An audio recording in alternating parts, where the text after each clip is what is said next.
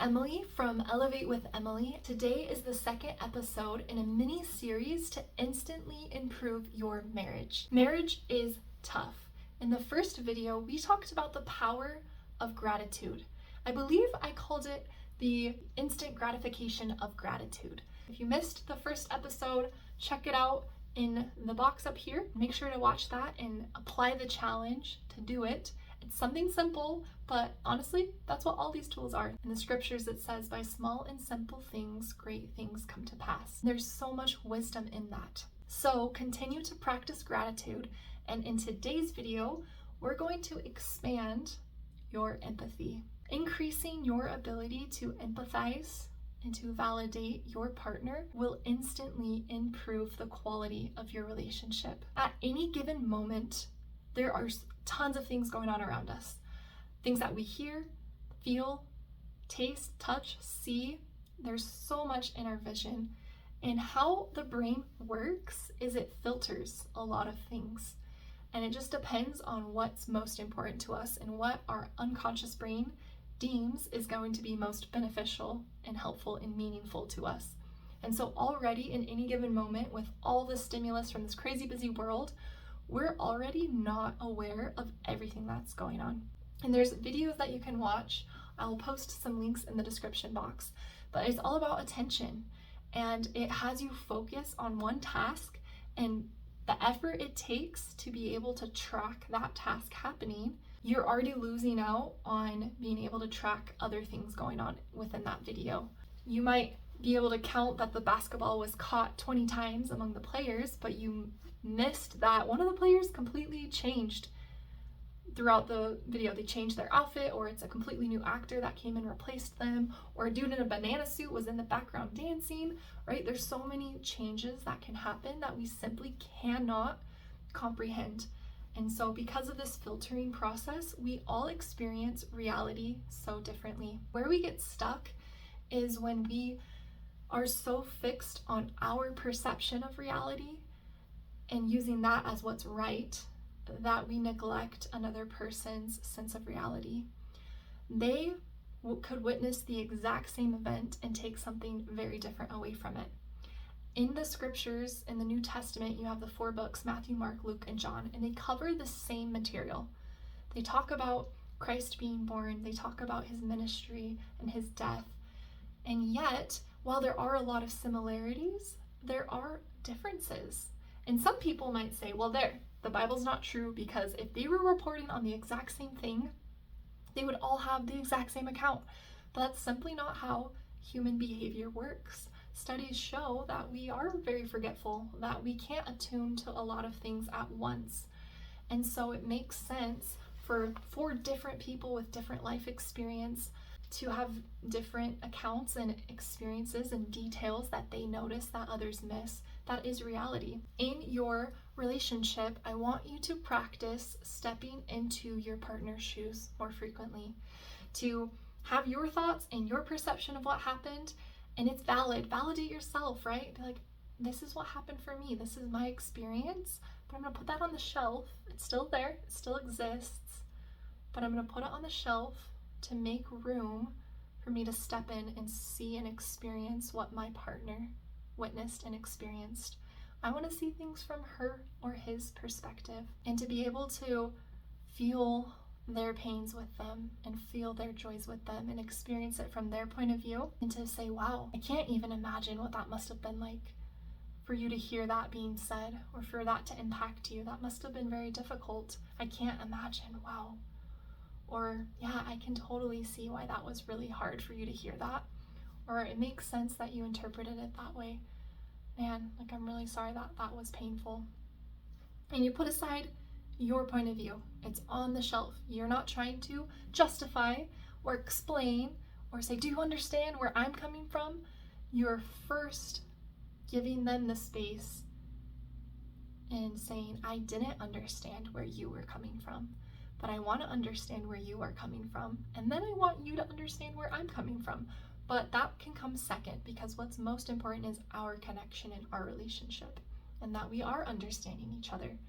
And if we're prioritizing that, then we're going to be okay. And so it's okay to put our sense of justice or a sense of being right on that shelf, because that's what's improving and helping the connection in the moment. Today's tool is practicing empathy. And the first step is to accept for yourself that people can have different experiences after witnessing the same thing. That you can hear something leave your mouth and they can hear that thing in a completely different way than you intended. And that's okay. And you weren't right or wrong, they weren't right or wrong. It just happened. And now you get to try to understand each other's intent and each other's impact, and really just be okay with someone else's hurt. And I think oftentimes we just get so defensive, like, no, you're not allowed to have been hurt by me because I didn't mean to hurt you, so therefore I'm not to blame. Since I didn't mean it, I didn't do it, right? And we're so quick because why? Why is it not okay for you to be wrong? Why is it not okay for you to mess up? Because you're human. You're going to hurt other people. And that is why I believe in a Savior who has overcome all things. That's what gives me purpose to keep going every single day, because I know I'm far from perfect, and I know I mess up, and I know I hurt people, and I don't mean to.